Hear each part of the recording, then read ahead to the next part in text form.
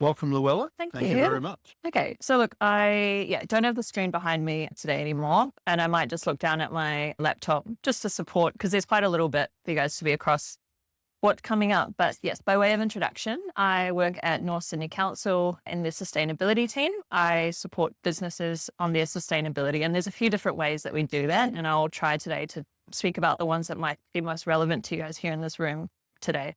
Is that cutting out a little bit? It is a little bit. Okay, I'll try to do it like this.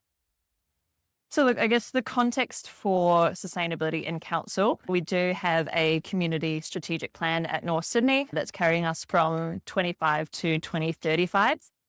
And inside of that, there are these 8 different guiding strategies, and environment and sustainability does make up part of that. There are targets to reduce our greenhouse gas emissions, to increase our resource recovery rate, and reduce annual waste per capita. So council has these imperatives to achieve over the next, 9 or so years from now. And that's sort of where part of my role contributes to that. So look, it's probably easier if you do have the visual, but I'll try to split up what my role focuses on and the vessel through which I deliver sustainability advice and support to businesses falls into 4 different categories. So we have business sustainability programs. One of them is called CitySwitch and the other is called the Better Business Partnership. We provide small business energy checkups for free to businesses, and we have a sustainability rebates program that applies to residents and businesses. So the first program that I mentioned, the Better Business Partnership, works with all manner of businesses. It could be a cafe, it could be a hotel, it could be a retail store. And we provide sustainability support, advice, and it really is quite a bespoke program. So, if you're a cafe, we might work with you to reduce your food waste. If you're a retail store, we would help you with sustainable purchasing and procurement. And this is a free program to the businesses that decide to sign up. So it's funded by a variety of councils. North Sydney is included, Willoughby Council and Ku-ring-gai. And myself as the North Sydney rep would be the person that goes out to these businesses and whatever they have in mind, whatever I can recommend, we work together to really achieve whatever the sustainability goals are. And then CitySwitch is a very specific clientele. So we support offices on their journey towards net zero and decarbonisation. We've mapped out a pathway towards net zero, and along that pathway, we've sort of designed these different campaigns that help an office specifically on that path. And then there are 3 campaigns a year that we work with them on and provide, again, for free. So it really just depends where an office is at on their net zero journey. And then they can decide to sit in on those campaigns. It might be a webinar, an in-person event, guide, whatever it looks like. And so one of those campaigns that we did recently, and we've touched on briefly this morning, was on mandatory climate reporting. So we released a campaign on that. As part of the campaign, we had a guide for businesses, an ASRS readiness checklist for them to make sure that they're prepared for the upcoming mandate, and then a webinar as well. So, you just think about it, an office wanting to make sure they're compliant by the due date, not knowing where to begin. They've got these free resources that they can engage with and then to help them on that. So that covers CitySwitch. When we touch a little bit more on those business energy checkups that I mentioned, so we have commissioned an energy expert. And basically, if you're a small business, 20 or less employees, so I'm not too sure how many of you that relates to today, but if any of you do have a smaller business that has energy usage, whether that's an office, whether that's whatever it may be, what that physical premises might look like, if you went onto the North Sydney website, you're able to put a little bit of details about your business. And then we've got this expert that will come along, who'll bring along a thermal imaging camera, identify opportunities that you might have to become more energy efficient. And we've had really two great examples recently. We had a theatre, the Ensemble Theatre out in Kirribilli. They've got quite a complex site. They've got fridges and freezers and that for the restaurant, their bistro. And this energy expert went around and recognized that all the sort of fridge and freezer seals were really due for an update and improvement. And he estimates that they could save $10,000 annually just by replacing all these seals. And so this was something that I guess you might not be aware with money is kind of leaking out of your business. So energy efficiency, being a little bit more resourceful with your waste and materials There's sustainability improvement, sure, but they also do affect your profits, your costs. So that was a really great one. We had another sports club that was just a bit on a bit of a dodgy energy plan.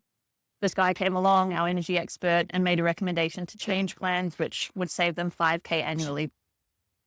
And it's a recommendations report that comes out of it, so you're not obligated to follow through on any of those recommendations, but the information is there for you.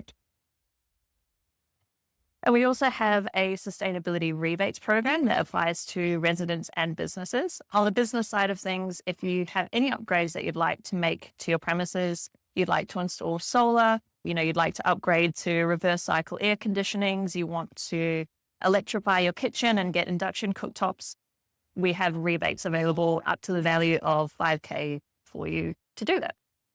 So there are services in that available to support businesses.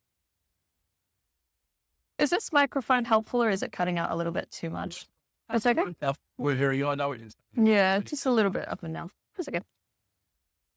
So the one that might be most relevant to all of you here today is the FOGO mandate, which, as we said, stands for Food Organics and Garden Organics. So a bit of context about what's actually happening and how it affects businesses. So Greater Sydney has a few different landfill sites. I think there's maybe 3 or 4 that service sort of all of Greater Sydney. And if we continue at current rates, those landfill sites are projected to run out by 2030, which is only 4 years away. And so as a bit of a response to that, the state government and the New South Wales EPA, which is our Environment Protection Authority, they've introduced a new mandate which will apply to all residents and businesses. By 2030, both of those categories will be required to have FOGO bins. So residents will depend on your council and what those waste contracts and that are like. So at the latest, as a resident, if you live in New South Wales, you will have a FOGO bin. And then businesses, what's happening is it's staggered over the next 4 years. So as with a lot of these upcoming mandates, the mandatory climate reporting is the same. The largest offenders is maybe not the right word, but the largest groups will be affected first, and it will slowly trickle down to the smaller groups. And so what's actually going to happen is that from the business side of things, at least, so they say that relevant businesses will be required to have a green bin to separate their food waste by 2030 and starting as early as July of this year. And so relevant businesses are businesses that sell or handle food. So a lot of businesses caught up in that: catering companies, pubs, cafes, hotels, aged care facilities. And then basically what will have to happen is that you'll have a green bin that you'll have, out back, bin bay, wherever you keep it. And you'll have to separate your food waste from your general waste. And then so what's happening is that rather than all of this organic material that can be recycled and put back into local markets, we're taking it out of landfill and putting it back into local markets. So helping with the landfill issue as well. Cool. And then thinking about when these business mandates start or when you might be caught up in this mandate. So there's a bit of a calculation, and I do apologize because it is more helpful to have these numbers up on a screen, but I can share this around with everyone afterwards. So 2026 of this year, 2028 of July, and then 21st of July 2030 are the 3 different categories that people are caught up in this mandate. If you're a premise with 3,960 litres of residual waste you produce in a week, and so there's an important distinction here to be made. So the calculation is determined off your general waste, even though it's a food waste mandate. So if your business that sells or handles food has close to 4,000 litres of red waste per week, you will be required to have a green bin by the 1st of July this year. So it's not actually dependent on how much organic waste you produce, but rather the general waste or the red bin, the landfill bin. So that is equivalent to 6 or more of those 60 litre skip bins, or 16 240 litre bins. And so that's in 1 week. So if you think about the calculation, it's how many bins you have, how often are they collected, and how many are there. Premises with 1,980 litres, which is 3 of those skip bins a week, or 8 or more at 240 litres, that will be by 1st of July 2028, so 2 years away. And then premises with 720 litres, which is 1 skip bin for waste a week, or 3 240 litre bins, that will be the 2030 mandate group. And there is a calculator on the EPA website, and I can share the link with you all so that you can do the calculation yourself. Okay. That's it. Yeah, it is, but you'd be surprised. Some people that have very large premises might not be anywhere near those numbers. Some with very small can churn through, significant amount of waste. And Does council have a view of how many businesses fall into that category of waste production? so it's a little bit tricky, and this is kind of something that the EPA will provide more support on soon. The responsibility will fall onto each councils. Councils have environmental health officers, and those environmental health officers, they're the ones that go, well, yes, you guys would know. They're the ones that check the food safety and all of that. The compliance responsibility will be put onto them because they're the ones already, as part of their workflow, going out to food businesses. But if you talk to an environmental health officer, they'll say, well, we've already got enough on our plate and it's hard enough to do our jobs. So there's a little bit of a dispute around, or not dispute, but that much is still being decided. But in theory, the easiest way to do it would be, as part of your workflow as an environmental health officer, you go into a premise, you ask to see someone's waste bill, and that gives you an idea of how much waste they're producing. Because people don't really have an interest, to be honest. They could very easily say, our bins only get picked up once a week.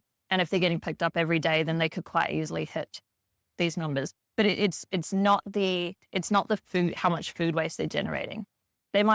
Food waste might make up 10% of their waste profile, and they're still producing, 4,000 liters of general waste a week. 10% of that, 400, and they can still be caught up in that first reporting group. And the requirement is to have a green bin and to be separating. So there's less penalties on whether you're doing it well, and more at this point in time, are you doing it? Yes or no? That as well, flowing on to the private accommodation.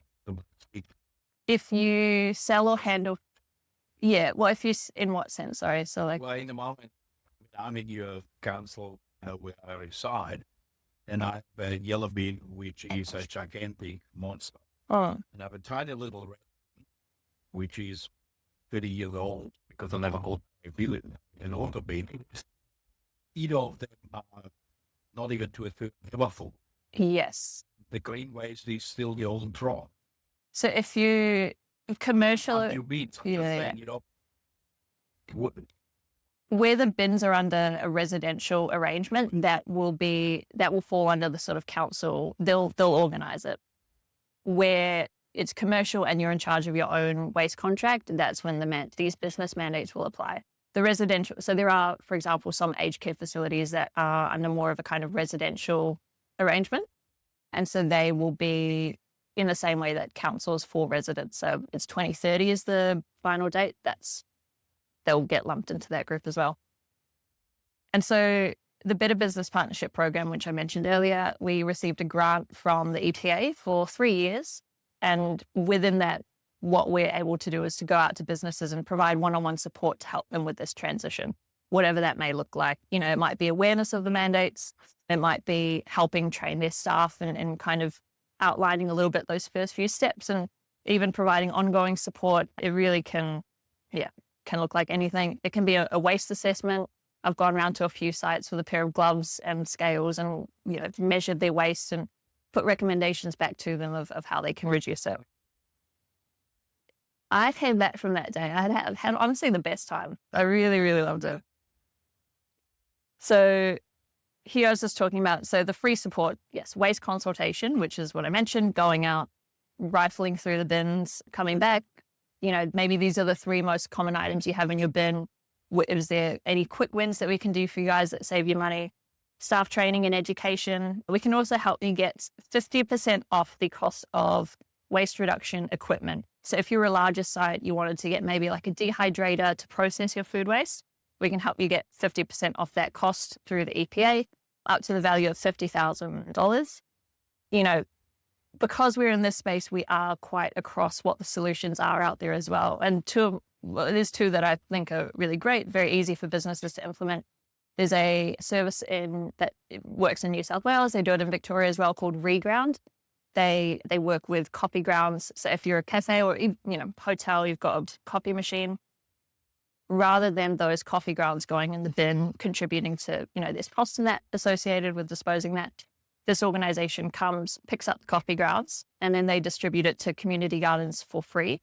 As the business generating that waste, you do pay costs for them to come and pick it up, but they've sort of assured me that is really on par with what those general waste costs would be as well, if not cheaper in some cases, depending on how much. But then for the recipient, those community gardens, they're getting that organic matter, which is great for their gardens for free.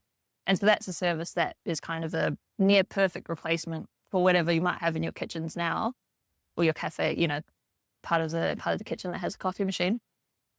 And so there are some really great services that I think that are out there that are help with this sort of stuff. Another one called Too Good to Go. You might have used it if there's food at the end of the day in a cafe, or they've got the cabinet food, whatever.